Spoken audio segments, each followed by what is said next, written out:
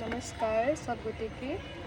हम अपना से बड़ों के सादर चरण स्पर्श करै छी आ अपना से छोटों के ढेर सारा प्यार।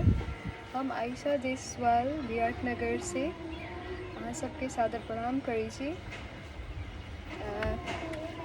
हम Maithil diva and Maithil king 2022 contest के एकटा टॉप 5 फाइनलिस्ट में से एकटा फाइनलिस्ट छी और हम काजल कर्ण जी तथा उनकर ग्रुप के तह हृदय से धन्यवाद करय चाहै छी कि हुनका जे हमरा सब जेहन यूथ के लागी एकटा प्लेटफॉर्म प्रदान करै छथिन अपन विचार व्यक्त करय के लेल और अपन कला संस्कृति के देश विदेश तक पहुँचावे के लेल ओहि के लेल काजल जी थैंक यू सो मच। तब ओकर बाद में आई जे हम वीडियो में एकटा बहुत प्रेरणादायी व्यक्तित्व के बारे में बात करऽ जा रहल छी। वो व्यक्तित्व जे छथिन वो छोट से लके बूढ़ तक जे है छै ने मनुष्य सबके लागी एकटा बड़का प्रेरणा के स्रोत छथिन। तो वो प्रेरणा के स्रोत जे छथिन वो और के नहीं जगत जननी सीता माता छथिन। आई हम उनकर जीवन के बारे में किछ शब्द कह जा रहल छी और अगर हमरा से कोनो भूल चूक होइए तो हम आगाड़िए से क्षमा मांगे छी। तो आई के जे युग है अपना सब जे जमाना में रही छी में जे नारी सशक्तिकरण के बारे में बहुते बात हुई छै आ ई बात सब जे छै वो एकटा शब्द में मात्रे सीमित रह गेल छै, बोली चाली मात्रे सीमित रह गेल छै। वो अपना सब अपन व्यवहार में जे लागू करला नहीं सकल छी। तो ई छै अपना सबके आई के युग। आ एकटा एहन युग छलिए जे वर्षों पुरानो युगो के बाद छै त्रेता युग जे छलिए वो एकटा एहन युग छलै जाहिमे नारी पुरुष के समान रूप से देखल जाइ छलै, बेटा बेटी में कोनो प्रकार के भेदभाव नहीं छलै। आ तही युग में जे एकटा जगत जननी जे छथिन सीता माता हुनकर जन्म भेल छलै। वो बेटी भेला के बाद में भी उनकर बेटा जेहन पालन पोषण कयल गेलै उनका जे युद्ध विद्या होइ छै ओहिमे निपुणता प्राप्त भेलै। जे राजकुमारी जे छलखिन हँ उनका मतलब अपन वर चुने के स्वतंत्रता छलै।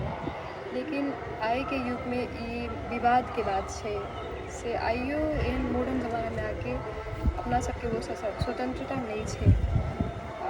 आज अहाँ जे बात करबै सीताजी के बाल्यकाल के बारे में तो उनकर बाल्यकाल के बारे में बहुत वर्णन छै लेकिन एकटा प्रसिद्ध वर्णन की छै कि वो छोटे से जे बहुत एकटा मेधावी जे कहै छै ने तेहन व्यक्तित्व छलखिन हँ और उनका में आध्यात्मिक शक्ति जे होइ छै ने से बहुते ज़्यादा छलिए। शिव धनुष एकटा एहन वरदान छलै जे राजा जनक जी के शिवजी द्वारा प्राप्त भेल छलै। वो धनुष के छूबऽ मात्र तक के केकरो में सामर्थ्य नहीं छलै, चाहे वो वीर वीरांगना महापुरुष केओ भी हो। लेकिन छोटे जे छलखिन हँ वही छोट उमेर में सीताजी अपन बायां हाथ से वो धनुष के उठा के और इन्हीं से उन्हीं राहे के लागी सामर्थ्य छलखिन। उहे बात जब राजा जनक जी देखलखिन तो उनका तहिए उनका विश्वास भ गेलै कि सीताजी एकटा दिव्य शक्ति छथिन, वो उनका में दिव्यता छै के विश्वास भ गेलै। अब सीताजी के जे जन्म कहबै तऽ कतऽ भेलै, के छथिन, कतऽ से एलखिन ओहि के बारे में बहुत अहाँ के बहुत ग्रंथ सब में बहुत बात सब लिखल छै। लेकिन अपना सबके जे एकटा नगरी छै मिथिला नगरी जनकपुर धाम तो वही में जे सीताजी छथिन उनका एकटा रोल मॉडल के रूप में मतलब अपना सब मानै छियै। आ वो निर्बल नहीं छलखिन, वो कमजोर नहीं छलखिन आ तही के लेल उनका पर अतेक आस्था छै।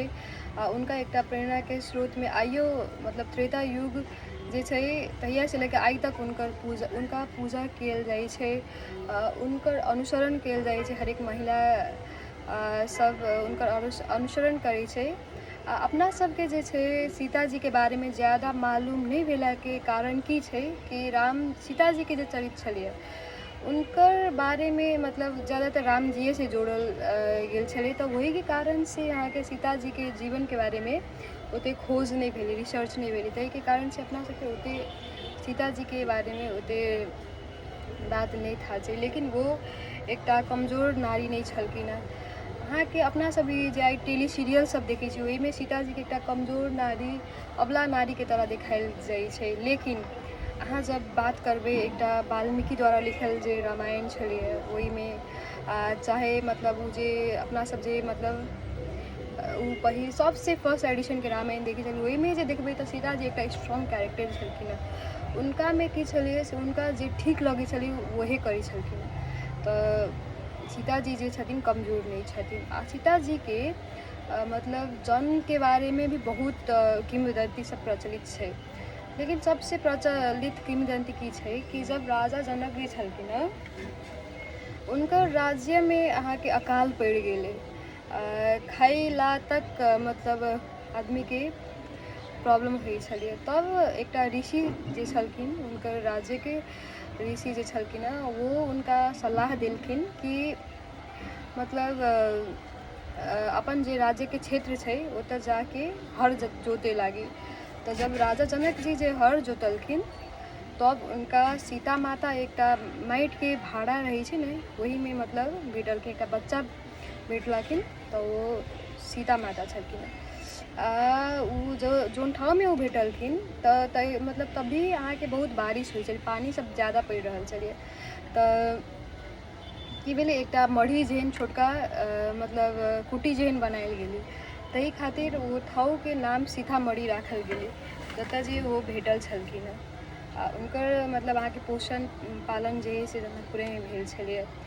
युवा अवस्था तक वो जनकपुरेमे रहै छलखिन, जनकपुरके बेटी छथिन।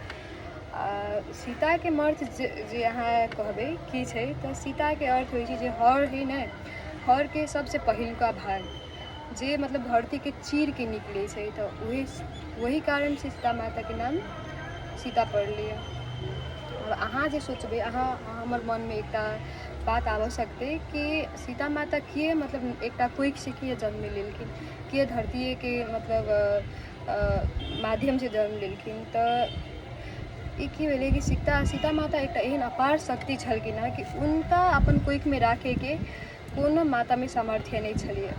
तहीके कारण से धरती माता उनका आश्रय देलखिन और उनका जन्म धरती माताके कोइख से भेलै। तऽ आब हम कहै छी, आब अबै छी मुद्दा पर। आब ई बात सब हम अहाँके किए मतलब ई विषयमे चर्चा कैली से देखियौ द्वापर युग जे छलियै, द्वापर युगमे कहिया मतलब वही युगमे जब सीता मतलब नारी आ पुरुषमे भेदभाव नहीं छलियै, नारी पुरुषके समान रूपसे देखल जाइ छलियै। तऽ आइ अपना सब एकटा मॉडर्न जमानामे छी, मॉडर्न युग नव युगमे छियै आ तैयो अहाँ सब मतलब बेटा बेटीमे भेदभाव देखि सकबै, नारी पुरुषमे ऊँच नीचके जे एकटा मानसिकता होइ छै से देखि सकबै। तऽ हमरा ई सब सीताजीके बारेमे वर्णन करनाइके सबसे प्रथम मतलब कारण इहे छै कि नारी आ पुरुष जे छथिन उनका मतलब समान छथिन। नारी जे छै, नारी तऽ एकटा शक्ति छथिन, नारीमे अहाँके सहनशीलता से लऽ के एकटा नया जीवन प्रदान करै से लऽ के हरेक शक्ति छै। तऽ नारीके कहियो कमजोर नहीं समझऽके चाही। कथी कहै छै अपना सबके जे समाजमे एकटा कुप्रथा सब जे चलि आयल छै, जेनाकि अहाँ मतलब बेटी जे रहै छै बेटीके गर्भमे मारि देनाइ, एते छोट जे बच्चा रहै छै, बच्चा कथी कहबै एकटा जीवन रहै छै, ओकरा गर्भमे जे अपना सब मारि दै छी उ कतेक मतलब कतेक नीक कार्य छै जे कहू। अपना सब एकटा पापके भागीदार भऽ रहल छी, उ तऽ भइए गेलै। तब ओकर बादमे अहाँ जे कहबै मतलब ई बियाहमे जे दहेज देनाइवला जे सिस्टम जे छै ओहो अहाँके नारीके कमजोर अबला समझलाके कारणे ई सब मतलब सिस्टम सब अभी तक अपन सबके समाज में प्रचलित है। और रेप कही छी तो रेपो अही कारण से भ रहल छै, कियाकि अहाँ के मतलब पुरुष के मन में जब तक जे नारी कमजोर से वाला भावना जब तक रहते तब तक ई रेप चाहे कोनो कानून चलाओ वो रेप कल्चर कहियो खत्म नहीं हो सकते। एकेटा अपना सबके एकेटा उपाय ये है कि नारी या पुरुष के जब समान देखते नारी शक्तिवान है, पुरुष ये सब पहचानते तब मात्र ये अपना सबके समाज में से ही जब कुप्रथा सब जे छै से हट सकते। एक आरो कुप्रथा जे छै अहाँ के ज़्यादातर हिमालय भेग में देखे सकबे से जब आदमी के मतलब लड़की सब मीन्स हुई छै तब उनका सबके मतलब एकटा झोपड़ी जेहन घर में रख दिल जाए छै। एक तो मीन्स भेला के टाइम में उनका सबके अतेक दुख प्रदान है, कष्ट से जाय पड़े छै, तो यो तभियो मतलब उनका सबके घर से बहरा रखना यो एक कुप्रथा है। तो इस सब के मतलब हटाबे के लिए एकेटा काज की कर सकते अपना सब नारी या पुरुष के जो सम्मान छै से भावना जे सब में चल अते तो ई सब कुरीति कुप्रथा जे छै से अपने आप अपने समाज से मतलब निर्मूल भ जेते। नारी के जे छै ने सबसे बड़का प्रॉब्लम की छै तो नारी जे छै नारी के एक एहन मतलब वातावरण में हुकायल बढ़ायल गेल छै कि उनका सबके अपना आप पर विश्वास नहीं है।